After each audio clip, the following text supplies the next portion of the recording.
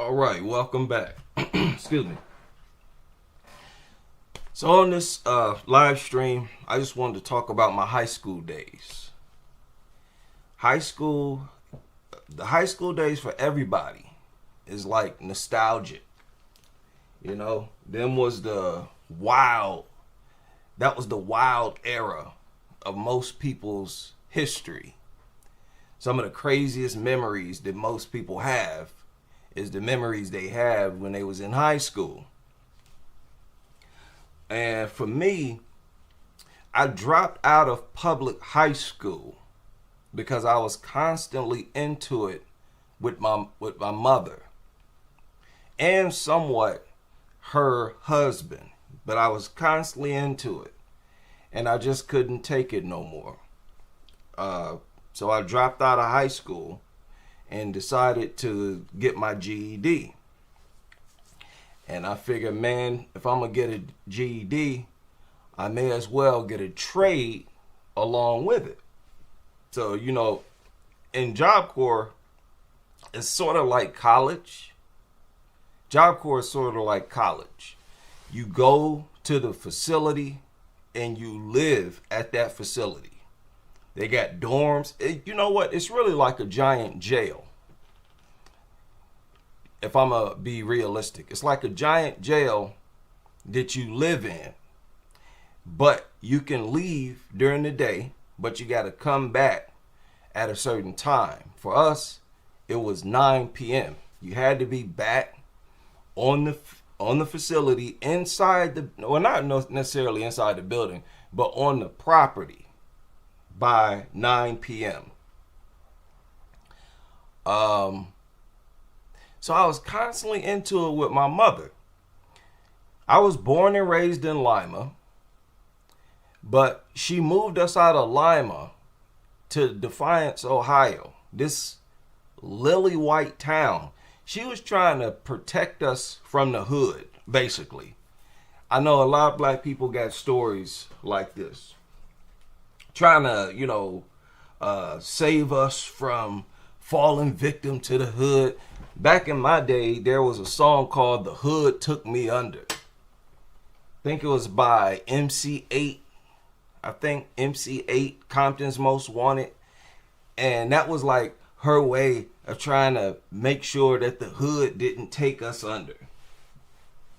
But you can't do that. You can't just snatch you can't snatch black kids out of a black environment and move them to a totally white environment and expect them to be cool with that. That's why we all left. After a while, we all moved. That's really what caused us to move out of her house. All of us.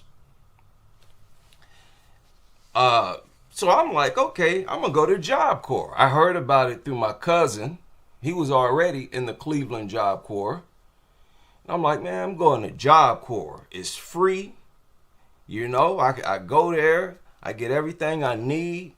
And I ain't in no, lily white town where I feel like a foreigner. So at first, I went to Cleveland JobCorps. And when I went to Cleveland JobCorps, the first thing I realized, about 90% of the people was from Chicago. The people from Chicago ran that JobCorps. Flat out. They ran that JobCorps. Now, I don't know what's going on at the Cleveland JobCorps now. You're looking at images on the screen from the Cleveland JobCorps, and this is not what it looked like when I was going there. When I was going there, it was downtown in a high-rise building. Downtown in a high-rise building. And there was some serious riots that broke out. So after the riots, and they broke out after I went home. Like, you can go home for the weekend.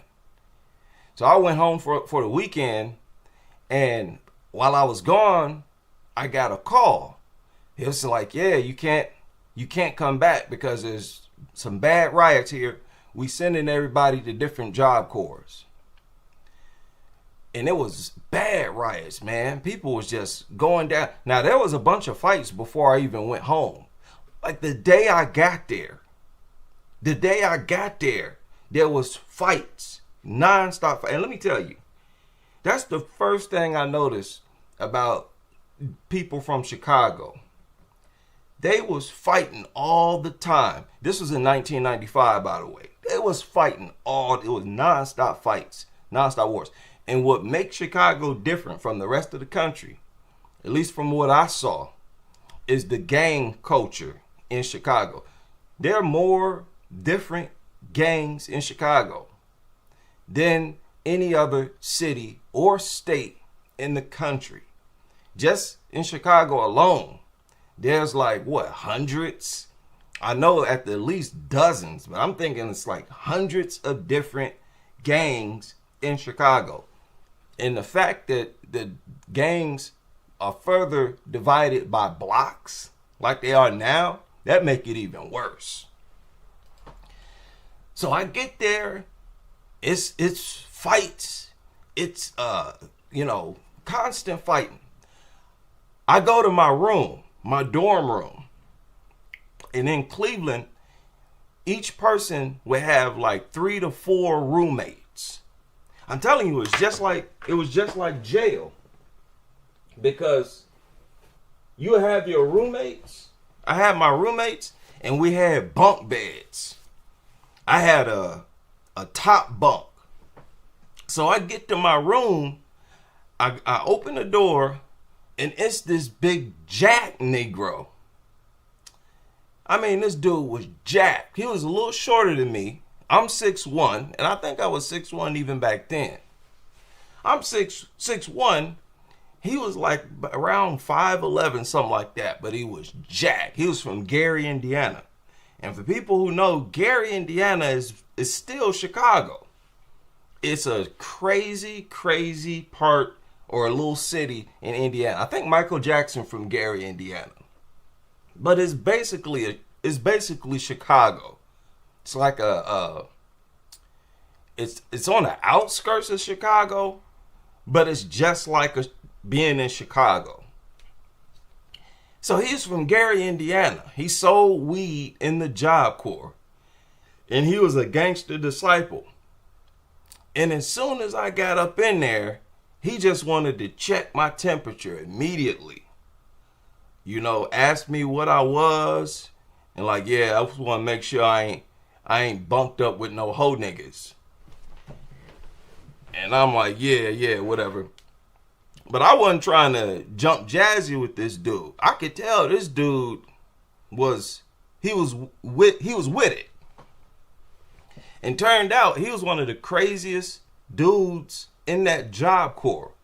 Like, we was locked in because we was roommates. Anytime I had an issue with anybody, he'd be like, you want me to handle that? You need me to handle that? Like anything. And when nobody wanted no problems with this dude. So I was lucky to have dude as a roommate. So I'm locked in. He was a big time weed dealer, and I smoked a lot of weed in my high school days. So I was good. I got muscle. I got strong arm security, and dude is like one of the big time weed dealers. I was good. So I was kind of salty when I got that phone call, and they telling me, you got to go to a different Job Corps. I'm like, oh, all right. So the Job Corps they chose was the Dayton Job Corps in Dayton, Ohio. Now, I chose the Job Corps. They gave me an option of 3 different Job Corps. One of them was in Indiana. I ain't going to Indiana. I'm going to stay in Ohio. So I'm like, yeah, send me to Dayton. Dayton was different. Dayton was 2 levels. The Job Corps in Cleveland, and then people who went to Job Corps around 1994, 95, you know what I'm talking about. It was a high rise. It was a whole bunch of floors. But in Dayton, it was just 2 floors. And being 2 floors, it was stretched out. You know what I'm saying? Because it was like 400 people at these Job Corps. So I get to Dayton, and it's the same as Cleveland. I went to these Job Corps expecting to run into people from Ohio, but that wasn't the case for whatever reason. And you know what I think it was? The dudes from Chicago is so wild that it's a higher percentage of them that go to Job Corps trying to escape the streets, you know, trying not to be killed, because some of these dudes in these Job Corps had bodies. Some of them had been to jail. Some of them looked at Job Corps as a way to stay out of jail and to stay alive. So you was surrounded by hood people, straight up hood people. Like I said, it was like a big jail. The worst of the worst was in these Job Corps. I'm telling you now. So the fact that they was from Chicago and there was so many of them, and you basically now you live, imagine that. I'm from Ohio, and I had to go to like a jail with 500 people, and they all from Chicago. Dude, you basically in Chicago at that point. You gotta abide by Chicago rules, right? I'm telling you, you had to gangbang. I'm telling you right now, you had to gangbang. Now, if you wasn't in no gang, dude, you just get bullied. There really wasn't no respect for neutrons. They called them neutrons. If you wasn't in no gang, you was a neutron. If you have any trouble with anybody, you just gonna get either beat up or punked or whatever. The chicks ain't gonna mess with you. All the chicks mess with the gang dudes. It was a culture shock for me. Because here in Ohio, gang culture wasn't that intense. That's the first thing I noticed when I went to these Job Corps. And the images you're looking at now is from the Dayton Job Corps.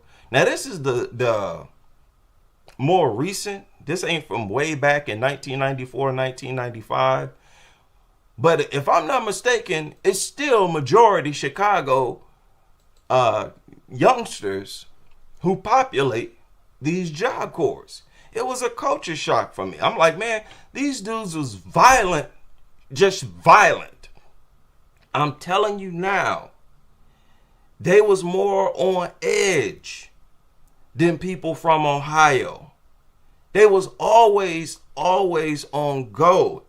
Constant conflict, constant just fighting. You know what I'm saying? Constant, hey, you had to be on the lookout to get punked. It was always going to be somebody around that was going to try to punk you, man. Non-stop violence. The conflict in the air was crazy. It was crazy. And it changed me. It changed everybody who was from Ohio who was there. There was a few people from Ohio at these Job Corps, and they had to get wild too. Like, you couldn't be in that environment without getting wild. You had to match these dudes' energy just to survive, because you lived with these people. You was in dorm rooms, man. The one in Dayton, I believe it used to be a hospital, like a mental ward hospital. So it was rooms right next to rooms, right next to rooms. Whole floors and rows. You lived with these dudes, man. So it was no different from living in Chicago.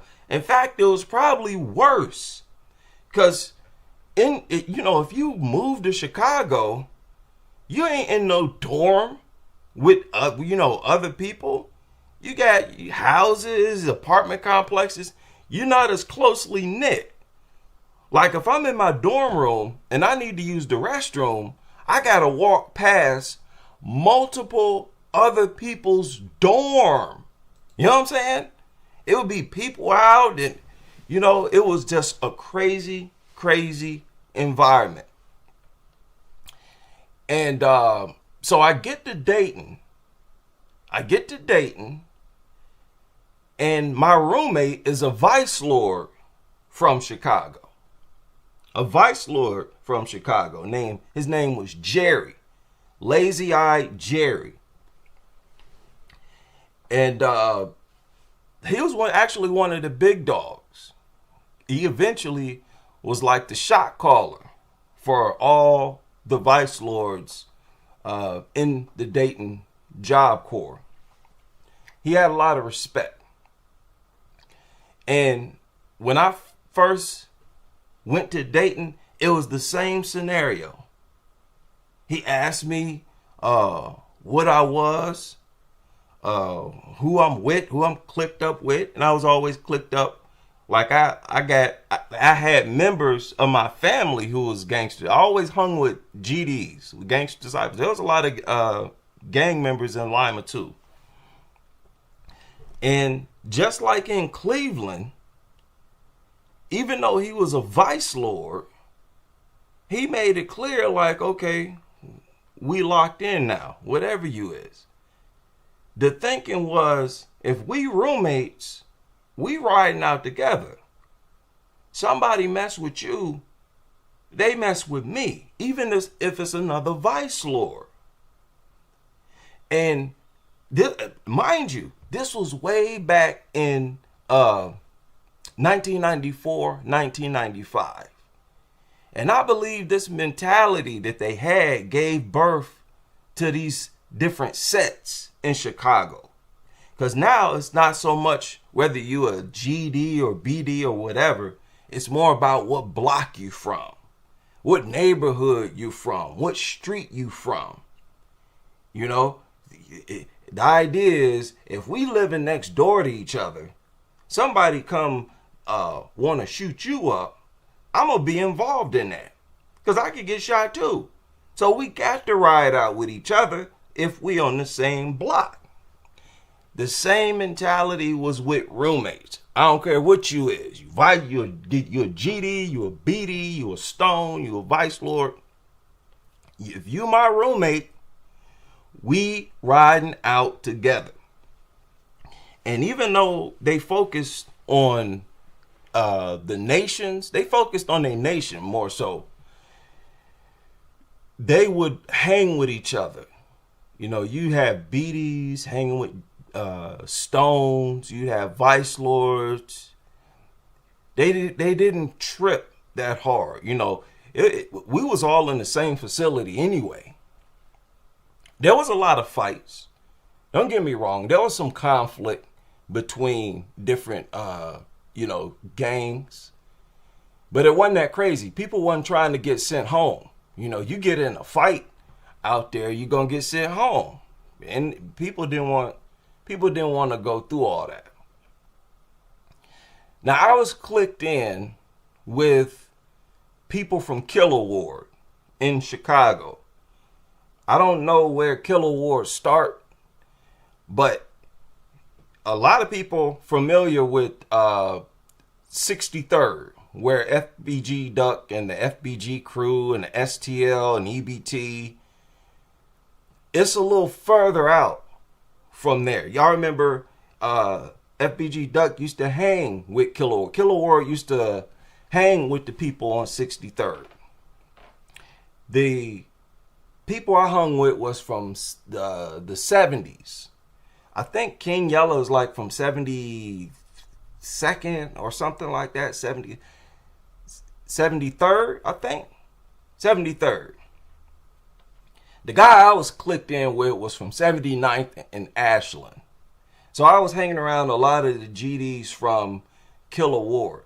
Man, I'm telling you now, it don't matter where, it don't matter what they was. Vice Lord, GD, BD, Stone. They was all violent.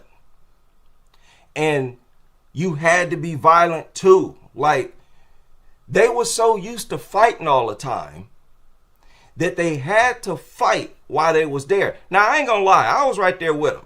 Because growing up in Lima, I used to fight my cousins all the time. Like, whenever I would go, and I think most black men can relate to this. Whenever I would go visit my cousins, the first thing we would do was start wrestling and fighting. So because they couldn't do it in JobCorps, you get kicked out, they would like play fight and play wrestle, slap box. But when you're wrestling, you truly it's real wrestling. You trying to see who's stronger, who got more muscle, who got better technique and stuff like that. Dude, this was almost a daily thing. And let me tell you how it was. In Dayton, the top floor was like one set. And the bottom floor was a whole different set.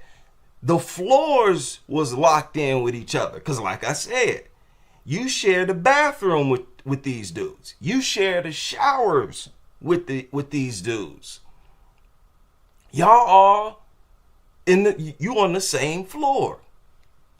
So one time there was this P Stone who came up to our floor by himself. I'll never forget this. This dude had to have been a good 6'5", pushing like 270. Giant, light-skinned dude with face tattoo. He had a teardrop tattoo and some other tattoos all on his face, all over his body. So he was bigger than most people. And you have people like that. So he came up to our floor all by himself looking for smoke. It's like it's whatever. He was calling out anybody who wanted to fade. And, of course, somebody took him up on it. It wasn't me, but somebody took him up on that offer. And, of course, he was a lot smaller than dude and muscle dude around, stuff like that. But, man, the dudes from Chicago was more violent. They was more hostile on average than anywhere else in the country that I've known. And I'm telling you, it's because of the gang culture in Chicago. Now, I've always believed, and a lot of people believe this. You can find a lot of articles on this and people on YouTube talking about this. Many of them gangs in Chicago was created or helped to be created by the letter boys, by Freemasons / Satanists. Because if you look at many of their gang signs, they actually throwing up a bunch of Freemason hand signs. 051, and I think TYMB, you know how they throw up the Ys. That's like a satanic hand symbol. A Freemason hand symbol. A lot of them hand signs, hand signals, was Freemason hand signals. But the number of gangs is so many different gangs that gave birth to how violent they were. Back in around 2010, 2009, 2008, 2009, when a bunch of gang wars kicked off in Chicago, it involved, it was like the BDs against the GDs, right? Lil JoJo came out with the song BDK, right? Or 300K, BDK. But in the song, he was saying BDK, Black Disciple Killer. And it was crazy for a dude to come out with a song like that, just dissing all black disciples. Because in Chicago, you had black disciples from several different blocks, several different hoods. So it wasn't like it was like a bunch of blocks against a bunch of other blocks. That's what made it so violent. You see what I'm saying? You had like different sets. You have like 6, 7, 8 different blocks. And I'm saying blocks against a whole bunch of other different blocks that was in walking distance. Many of them was in walking distance from each other. And let me tell you, once you lose somebody, once somebody from your block or your set is taken out, you never forget it. And then eventually somebody from your block is going to get back against the block who took your homie out. And then they going to want revenge. They going to want to get back. And then that cycle just keep repeating itself. If I'm not mistaken, King Von in the interview explained almost the exact same thing that I just explained. That cycle just keep repeating itself until, everybody is wiped out. And that's how you get it. But the source of the violence in Chicago, the reason why Chicago is so wild, one, is so big. Chicago is the 3rd largest city in the United States. For a city that big to have so many different gangs, that's a recipe for disaster. Recipe for disaster. Even in the 90s, 94, 95, there was BDs going at it with the Stones, with the Vice Lords. Like, they would go home on the weekend, and then when they come back, they tell us stories about how they had to bust at different blocks and different gangs. I think back then it wasn't so much of a block thing. I'm not sure. It may have existed back then, but I think it's more of a recent phenomenon with the way they put the blocks ahead of the nation. Right now, especially around the drill era, the 2010s, they put the block ahead of the nation. That's why you would have different gang members who are on the same side. Yeah, I remember Lil B was a BD, and I think his nickname Lil B stood for Lil BD. His nickname was Lil B, and the B in his name stood for BD. He went to a GD set, EBT. That was a Gangster Disciple set. And he was one of the craziest people over there. Brick was a BD in a GD set. And you had different examples.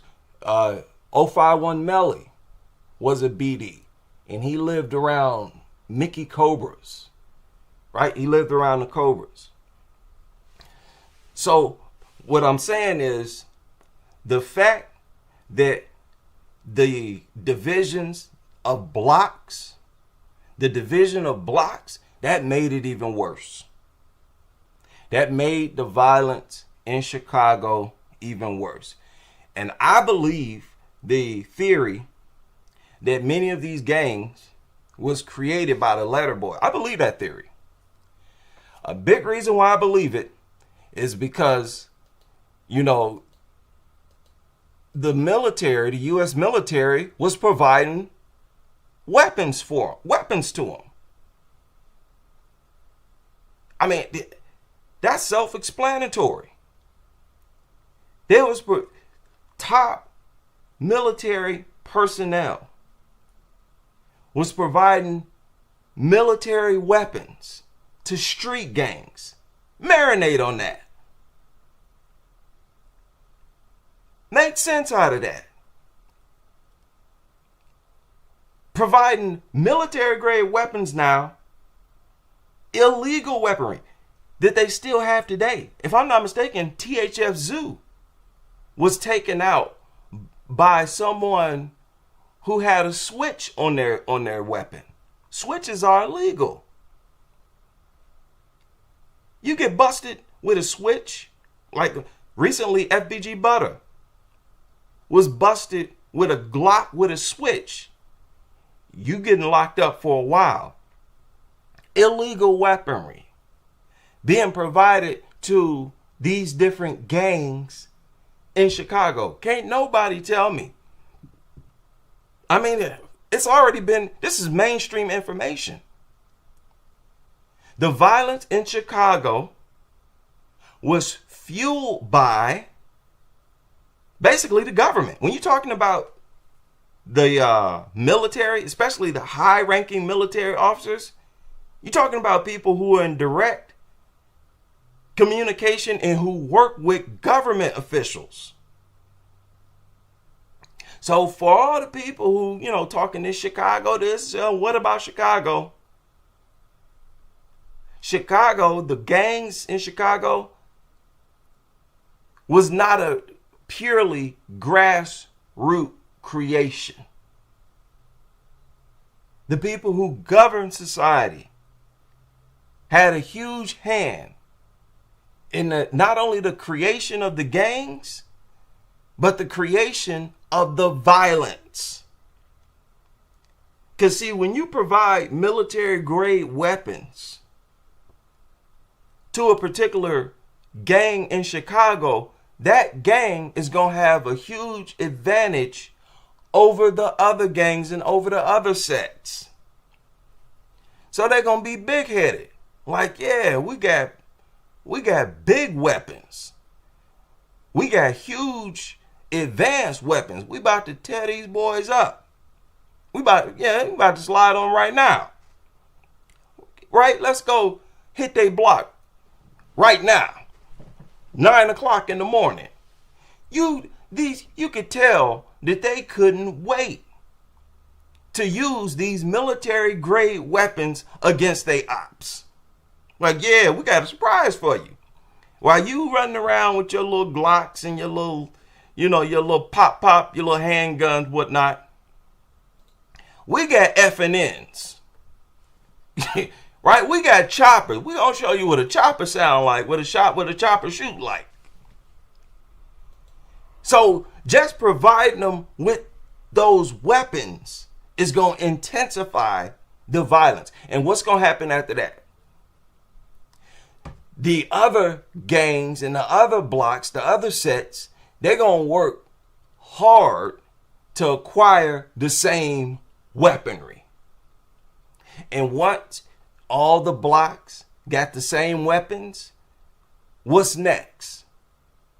To have more weapons than other blocks, to have more shooters than other blocks, to have more shooters who are more crash outs than other blocks. It's a natural progression.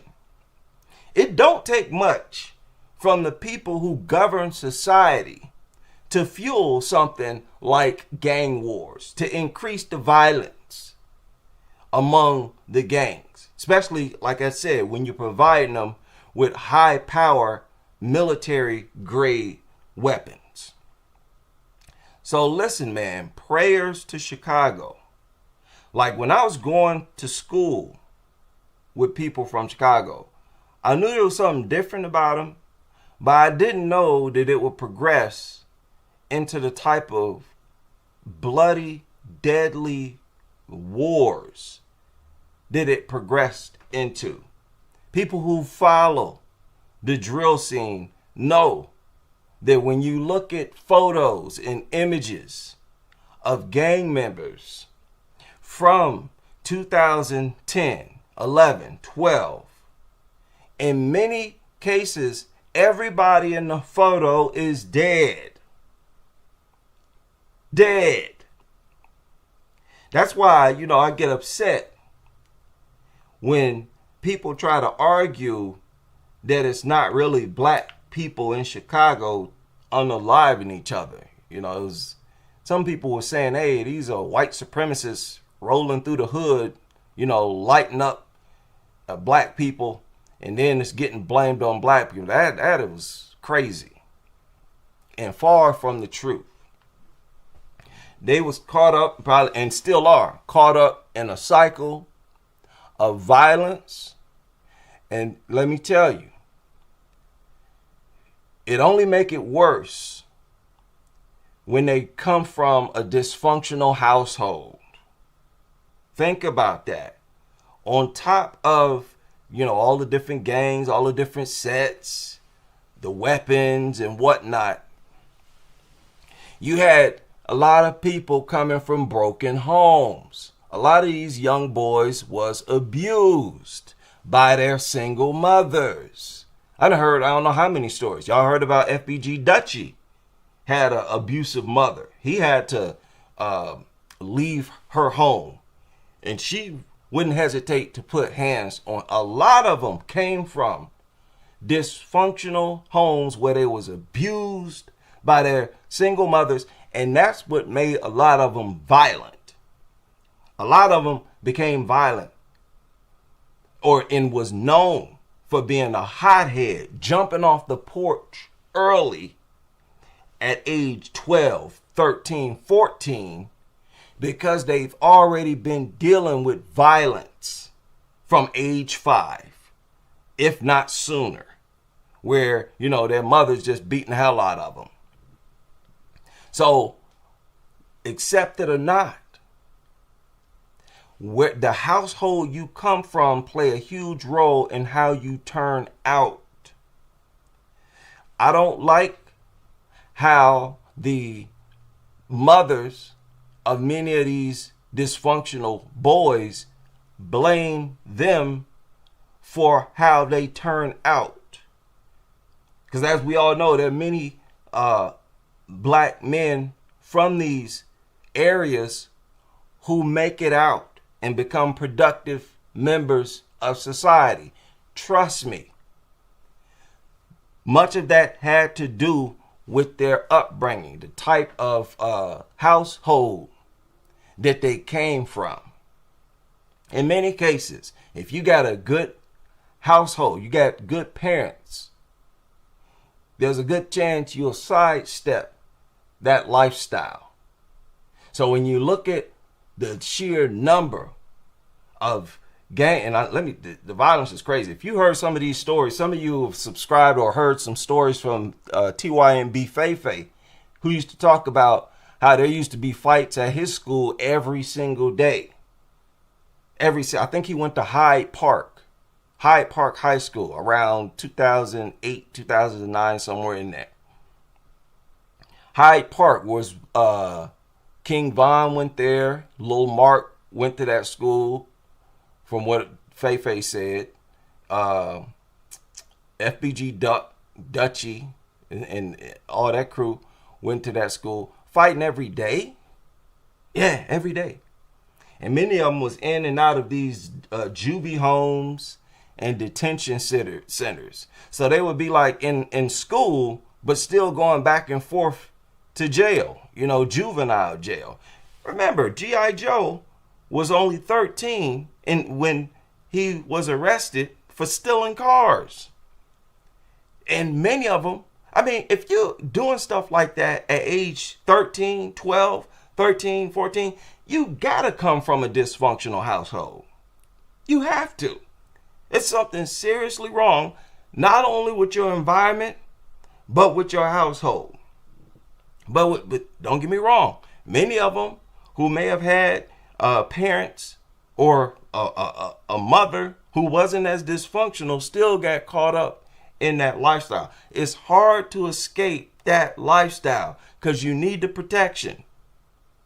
Also, you grow up with many of these dudes. So whatever they become, you gonna become. Even if you're not a gang member. Y'all remember Modell? I don't believe Modell was actually, he wasn't really a gangbanger. But what? He grew up and lived on that block, so he was with them. So he'd be hanging with them. They take a picture throwing up gang signs. He'll throw up a gang sign too. It's gonna be in you and on you to participate in whatever your peers participate in. So it's like a trap. It's like a trap. You might have all the good intentions in the world, but every day when you step outside and go to school, you going to a GD school, you surrounded by other gang members, And if you not a gang member yourself, you got no protection. You can get bullied around. And if you get bullied around, beat up, you get punked out, dude, don't nobody want to go through high school like that. You don't want to be no chump in high school, be that one lame who ain't no gang member, who get punked out and embarrassed nonstop. So it's a trap that many of them, continue to fall into even to this day. Good luck to them in sidestepping that lifestyle and just basically staying alive. THF Zoo showed that even if you make it to 35, you have not escaped. You have not escaped. That's why for a lot of them, the plan is to move out of Chicago. That's really the only way, or one of the only ways, to avoid ending up dead. So it's a crazy environment, crazy city. Just at least try to look into it more before you criticize and be one of the people who say, what about Chicago? What about Chicago? When you ain't even done no research, never been to Chicago, and never known anybody from Chicago. And like I point out several times, as bad as Chicago is, as much as people say, Chicago is not as violent as the majority of cities in other countries. When you compare Chicago to cities in Mexico, for example, there is no comparison. Them cities, just look it up for yourself. Them cities far more violent than Chicago, Illinois. And I'll leave it there.